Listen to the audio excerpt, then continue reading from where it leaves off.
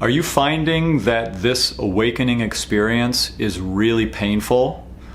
If so, you're not alone. Hi, I'm Tim Welch. This is Selfless Awakening, where I talk about this kind of stuff like mindfulness, spirituality, the next levels and elevations of human consciousness. And this is my spiritual partner, Jessie. This is Jessie Leon. She writes at rebelhippiesoul.com. She's a spiritual writer as well as a personal coach and dating coach. So you can check her out there.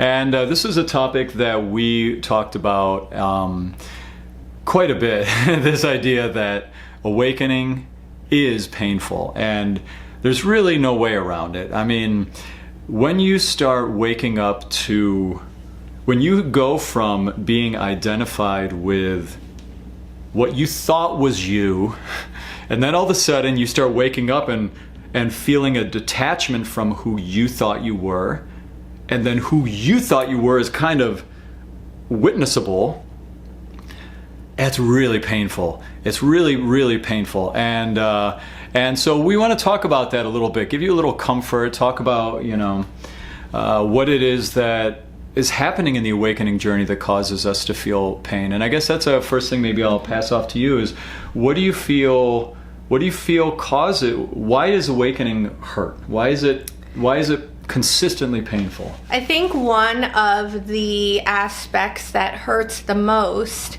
is the dissolution of the ego. Yeah.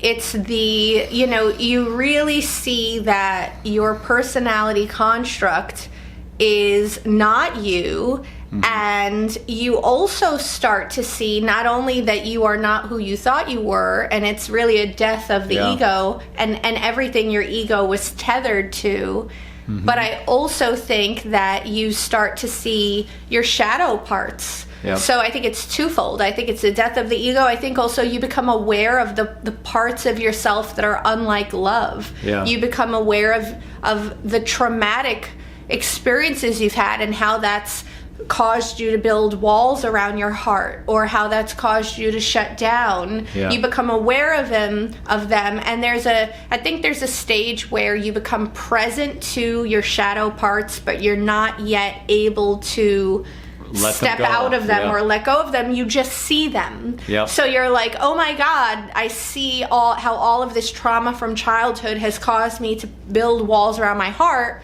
but I don't know what to do about it. It's like, it takes some time from becoming present to these things to when you can actually work through them. And I think it's a process. It's an unfolding process. Right. In the beginning of awakening, you don't even know what you're doing. You don't know.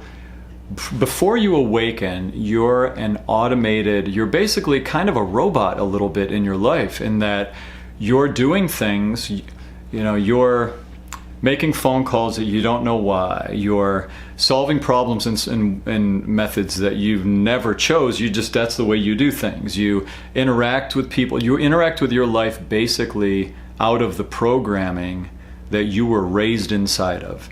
And as you awaken, you start to see that. And it's painful to see, because a lot of times we're doing things. I know for me, I had a lot of behaviors that I woke up inside of doing that I didn't want to do, that I was like, why the hell am I doing this?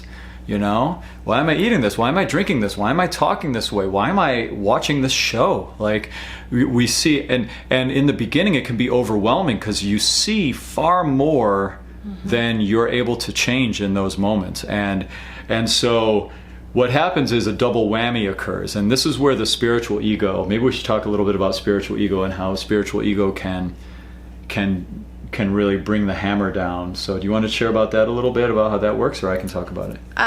Sure, you can talk about it. Okay, so the way the spiritual ego works is, as you awaken, you start seeing all these things about yourself. So what do? You start then beating yourself up for doing those things, as opposed to accepting it. And that's one of the most painful parts in the beginning of waking up, is resisting what is.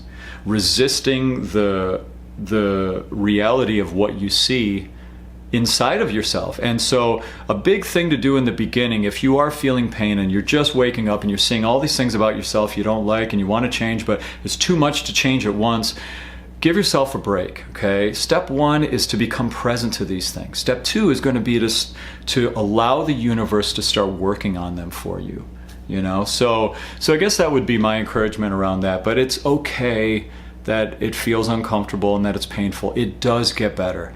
It gets so much better that the things that are making you sad or feeling uncomfortable now, you'll forget you even felt that way when you feel as good as you feel from this awakening process down the road. So be patient, stick with it.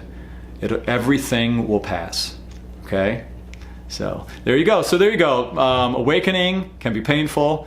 Thanks for stopping by. If you like what we're talking about here, subscribe, click the little notification to stay up to date. Do you have anything else you'd like to add or wrap up there? Or do you think we did it? Okay, I think we did it. Again, I'm Tim Welch, and this is Selfless Awakening, and thanks for being here, Jessie. Check her out at rebelhippiesoul.com.